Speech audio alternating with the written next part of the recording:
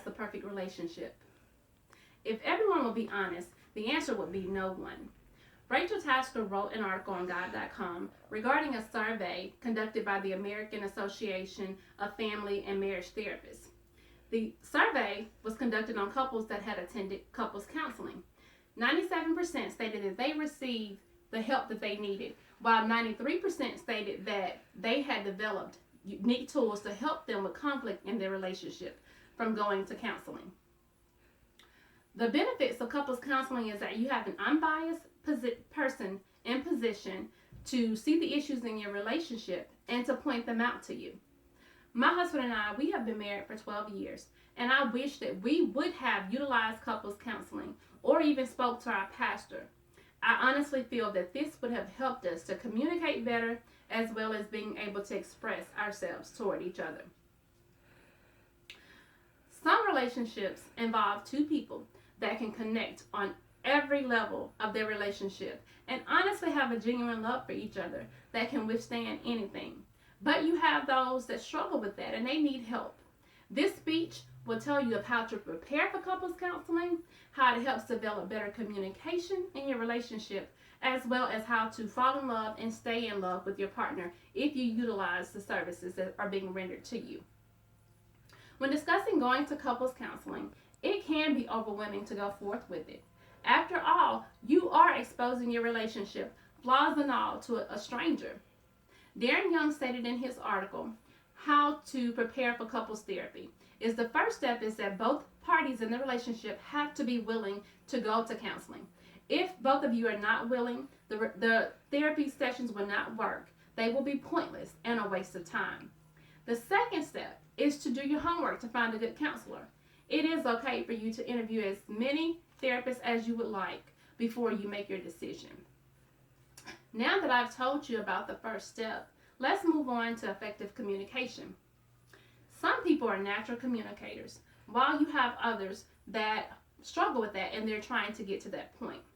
Having a therapist in place will put you in position to establish being able to becoming a better communicator with your partner in your relationship. In the article, How to Improve Communication in a Relationship, the therapist stated that you have to be willing to make time for your partner. This includes putting the phone down, turning off the television.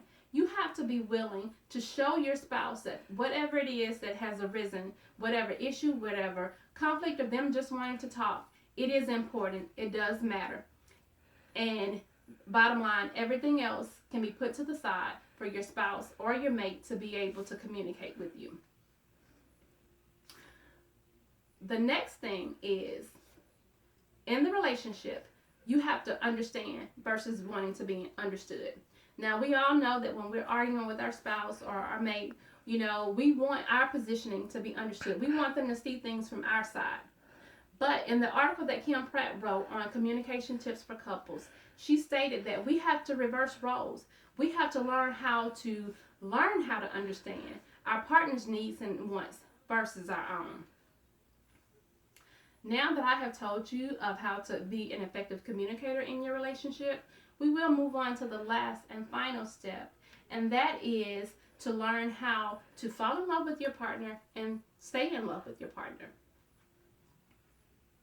There are some couples that feel as though there is no more fight left, and the only solution is to end the relationship.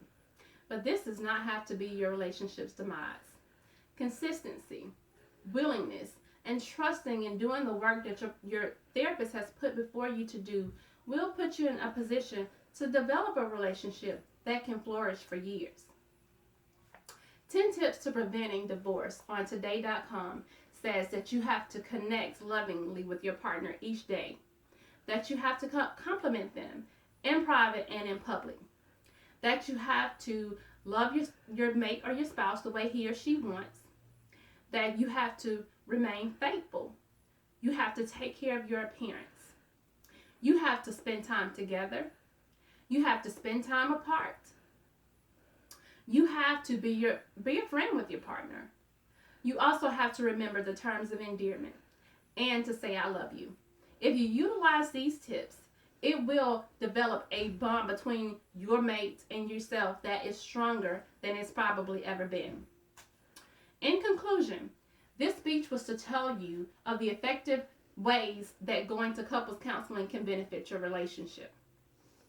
This speech I've explained to you how to prepare for couples counseling, how it helps develop better communication with your partner, and how you will fall in love with your partner and stay in love with your partner if you do the work. We can become so caught up in the now of our relationship, especially if it's a negative impact. But we have to get back to what attracted us to our mate from the beginning. And we have to rekindle the love that we felt in the beginning.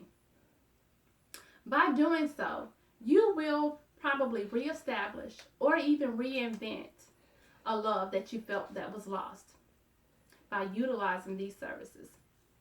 Audrey Hepburn stated that nothing is impossible, for the word itself says, I'm possible. Thank you.